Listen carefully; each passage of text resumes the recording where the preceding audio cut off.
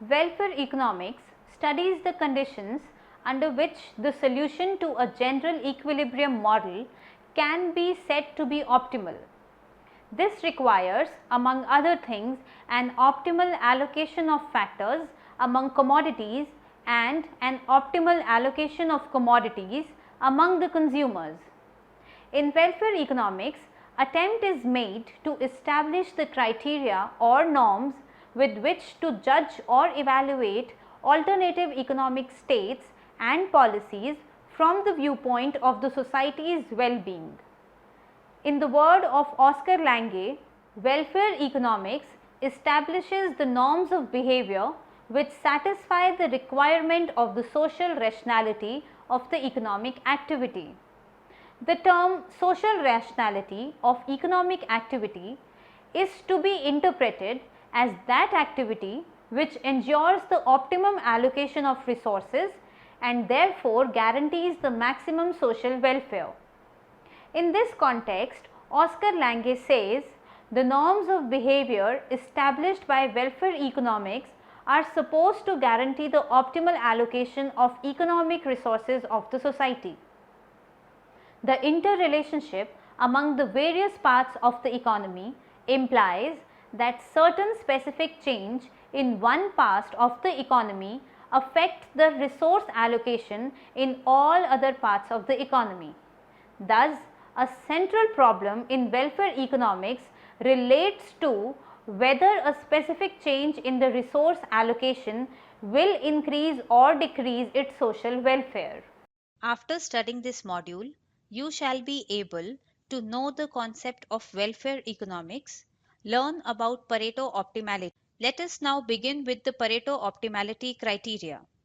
Developed by the Italian economist Vilfredo Pareto, the Pareto optimality criteria is the cornerstone of modern welfare economics.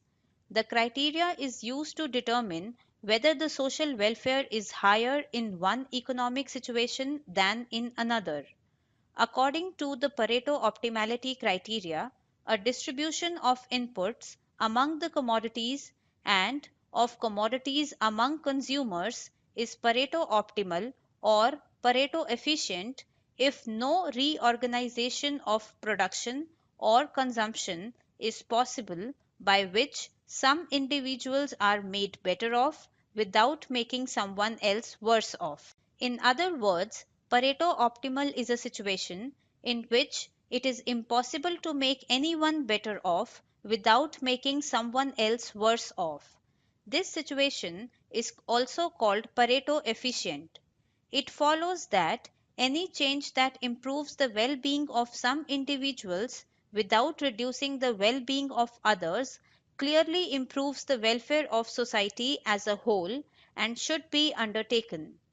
This will move the society from a Pareto non-optimal position to Pareto optimum.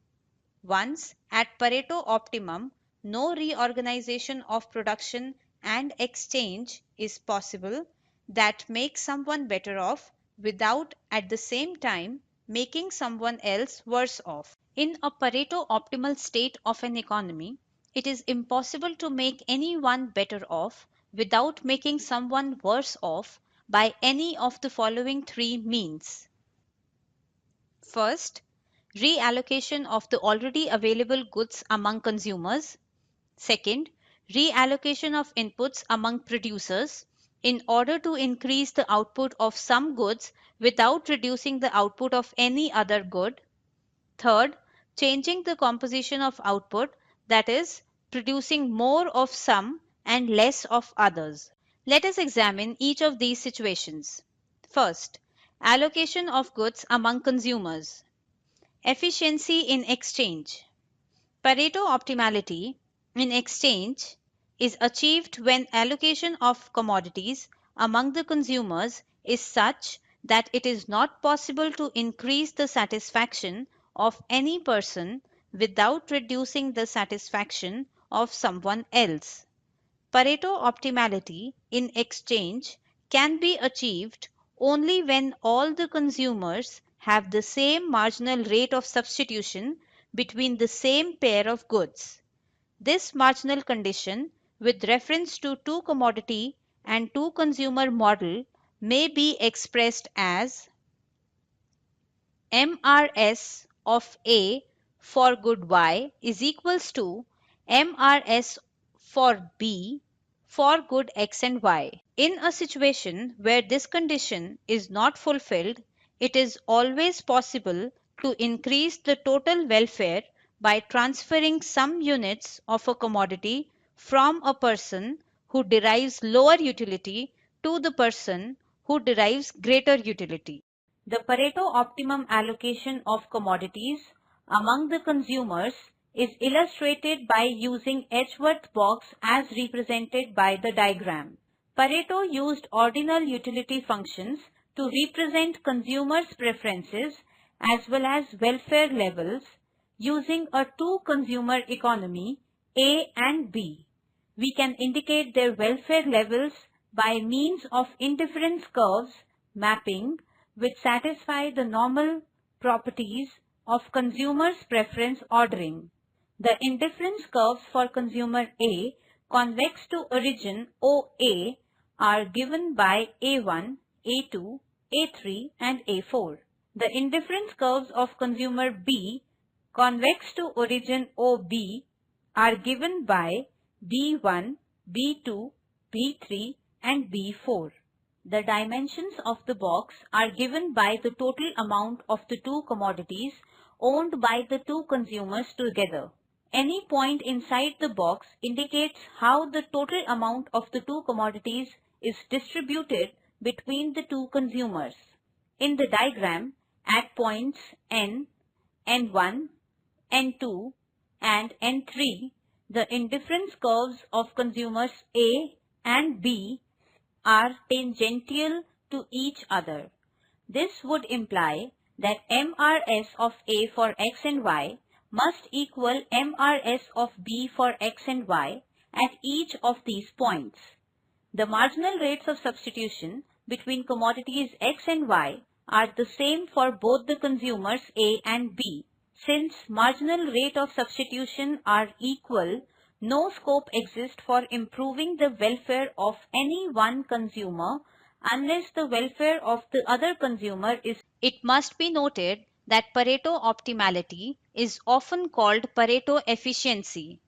The locus of the points of tangencies define the contract curve O to the power n for A, N1, N2, N3, OB. Once consumers A and B are on the contract curve, it is impossible to make either of them better off without making the other worse off. Thus, the contract curve shows the locus of Pareto optimal or efficient allocation of commodities. As mentioned, the marginal condition for a Pareto optimal resource allocation requires that the marginal rate of substitution between two commodities be equal for both consumers. That is, MRS of X and Y for consumer A is equals to MRS of X and Y for consumer B. It can be shown that the above argument can be extended for any number of commodities and any number of consumers. Therefore, we conclude that the marginal condition for a Pareto optimal or efficient allocation of goods among consumers requires the equality of MRS between any numbers of commodities for all consumers. Let us now move on to the next point, which is the optimal allocation of factors. Efficiency in production. Like efficiency of exchange, we can also explore the efficiency in production. Efficiency in production or Pareto optimality in allocation of resources requires that factors are so allocated in the production of two commodities X and Y that it is not possible to increase the output of one commodity by reallocation factors without causing a decrease in the production of the other. The marginal condition that must be fulfilled to achieve Pareto optimality in resource allocation is that marginal rate of technical substitution between labor and capital is the same for both X and Y produced by two firms. That is, for all producers of X and Y, MRTS LK for X is equals to MRTS LK for Y. Pareto optimality in the allocation of factors between the two products and also between the two firms can be diagrammatically shown in terms of Edgeworth box. The analysis is analogous to one developed to present the marginal condition of optimum allocation of goods between the consumers. In the diagram, the dimensions of the box are the quantities of labor and capital which are available for production of commodities X and Y. Isoquant map for X is given by X1, X2 and X3 with origin OX. Isoquants for Y are given by Y1, Y2 and Y3. Isoquant map of Y with origin as OY is inverted and superimposed on the map of X. The equilibrium is achieved where the isoquant of X and Y are tangential to each other. The efficiency locus or contract curve of production OX, E, G, F, OY is obtained by joining these points. That is, the condition MRTS LK for X is equals to MRTS LK for Y is fulfilled along the efficiency locus.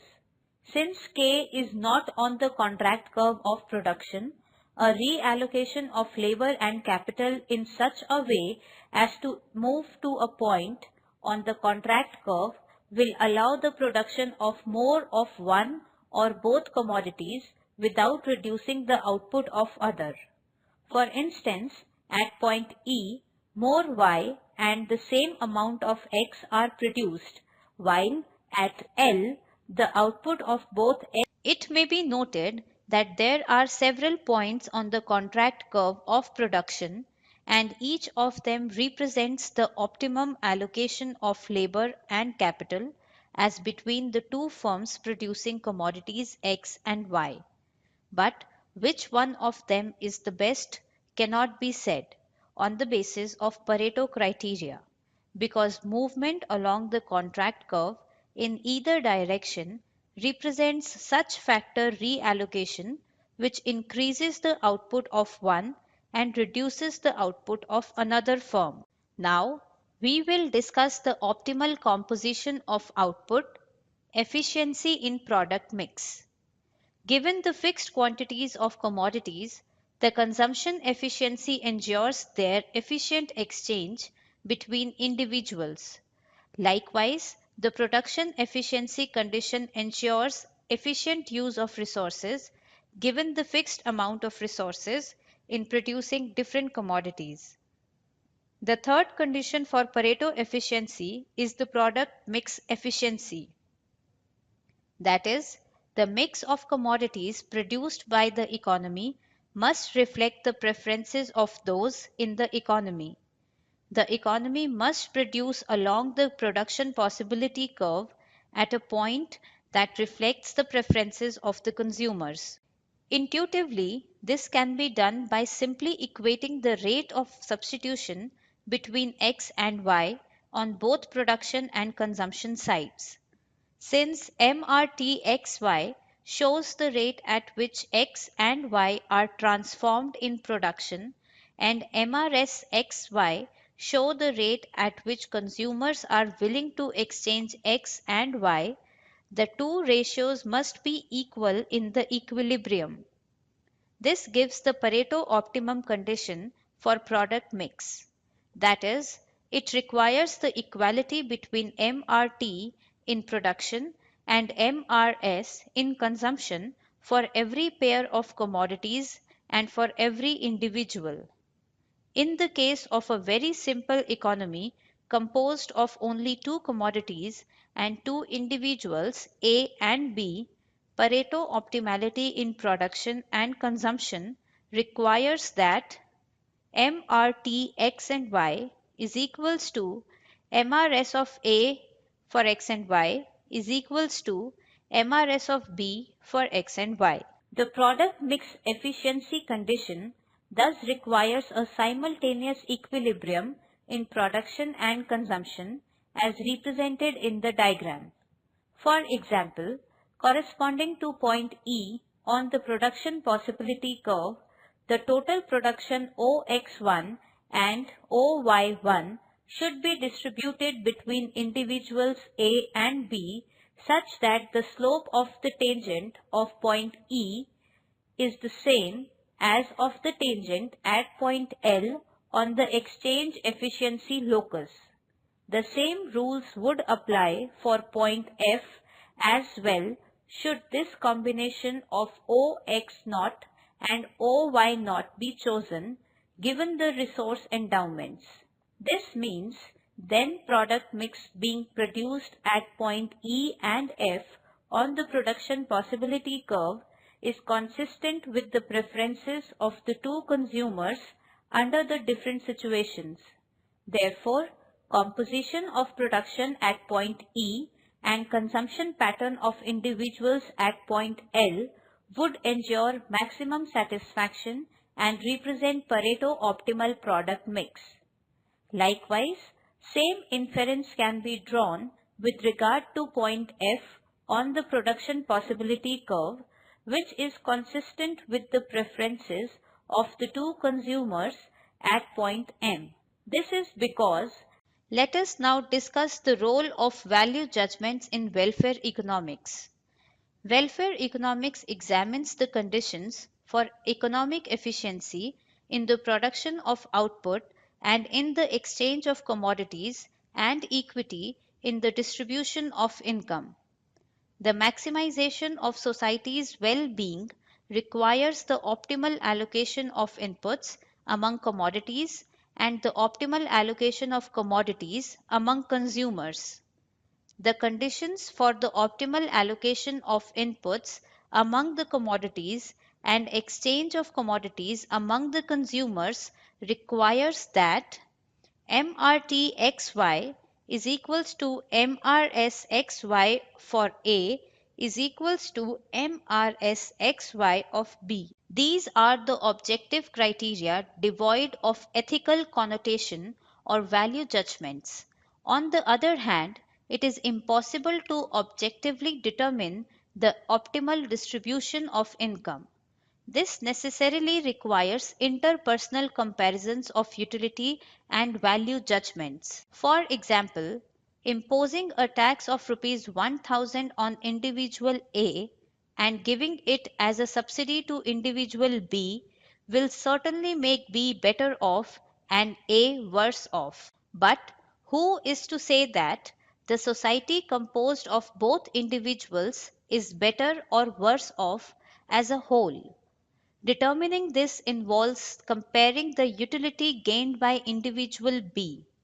And even if A has a high income and B has a low income to begin with, different people will have different opinions on whether this increases the social welfare, reduces it, or leaves it unchanged. Therefore, no entirely objective or scientific rule can be defined. There is a great controversy regarding whether the value judgments should have any role to play in the welfare economics. Robbins and his followers have been asserting that the inclusion of value judgments would make our subject unscientific, and therefore, according to them, economists should refrain from making value judgments. On the other hand, majority of modern economists are of the view that economists should not deliberately avoid making value judgments if there is a wide consensus about them among the community. Using his knowledge of economics together with these value judgments, he should comment upon the desirability or otherwise of the certain policies and issues. As regards the welfare of individual is concerned, it can be measured in ordinal terms by specifying the preferences. For instance, if an individual chooses state A rather than state B, it shows that his welfare is greater in state A than in state B. Thus, choice by an individual is an objective test for knowing and comparing his welfare in different economic states. Therefore, what promotes individual welfare or not can be tested and verified. However, when welfare economics has to judge the social welfare, it encounters difficulties because the measurement of social welfare is not an easy task and contains value judgments and interpersonal comparisons of utility. We cannot derive propositions of social welfare from choice of individuals comprising the society. Individual choices differ because various individuals have different taste, preferences, and ethical beliefs, and therefore different value judgments. The vital issues in welfare economics are concerned with social welfare and devising the certain criteria to judge the social welfare. Therefore, welfare economics cannot be purely objective or free from value judgment.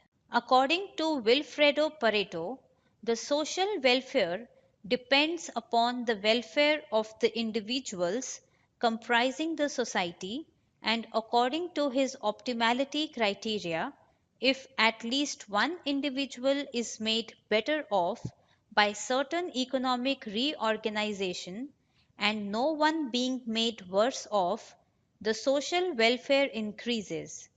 That is, if an economic reorganization increases the welfare of one without reducing the welfare of any other, then the social welfare increases. Also, Nicholas Calder and John Hicks propounded a compensation principle of welfare which is free from value judgments. According to this compensation principle, if a change in economic organization increases the welfare of some and reduces the welfare of others, and those who gain in welfare are able to compensate the losers and still be better off than before, then the change in economic organization will increase the social welfare. Abraham Bergson has pursued a different line of approach to welfare economics. He has propounded the concept of social welfare function, in which a set of value judgments is explicitly introduced, and with this social welfare function, the economist can judge the desirability of certain economic reorganization or policy changes. These value judgments, according to Bergson, must be determined by its compatibility with the values prevailing in the community, the welfare of which is being studied. Followers of Abraham Bergson, like Samuelson and IMD Little, are of the view that welfare economics cannot be separated from value judgments because any statement about increase or decrease of social welfare necessarily involves value judgments. Since welfare economics has been developed to make the policy recommendations in order to promote social welfare, economists cannot escape from introducing ethical norms or value judgments. Let us now summarize what we have learnt in this module. Welfare economics studies the conditions under which the solution to general equilibrium model can be said to be optimal. It examines the condition for economic efficiency in the production of output and in the exchange of commodities and for the equity in the distribution of income. Pareto was the first economist who provided a positive criteria for comparing the alternative states of the economy. The Paretian criteria says that if it is possible to improve the standard of at least one person in moving from state 1 to state 2, without decreasing the standard of anybody else, then state 2 is ranked superior to state by the society. In other words, it is desirable to move from state 1 to state 2, and this movement is considered as Pareto improvement. However, when it is not possible to improve the standard of someone else, the basic marginal condition for Pareto optimality may be summarized as below. A. Marginal condition of exchange optimality, where MRS of A for x and y is equals to MRS of B for x and y. It means that the marginal rate of substitution between any pair of goods must be same for all the consumers. B. Marginal condition for production optimality. MRTS of x for labor and capital is equals to MRTS of y for labor and capital. That is, the marginal rate of technical substitution between any pair of factors must be equal for all commodities and for all the firms. C. Marginal condition in product mix. MRT labor and capital is equals to MRS of A for x and y is equals to MRS of B for x and y. It means that the marginal rate of transformation between any pair of goods must be equals to the marginal rate of substitution for any pair of goods for different consumers. The value of judgments are unavoidable in welfare economics, as welfare itself is an ethical term. Any theorems pertaining to choices among various situations to maximize the welfare are also ethical and must rest on some obvious or hidden value judgments. Value judgments are open to argument, criticism and disagreement. As a result, welfare theory, which depends on the value judgment, is bound to be normative in character.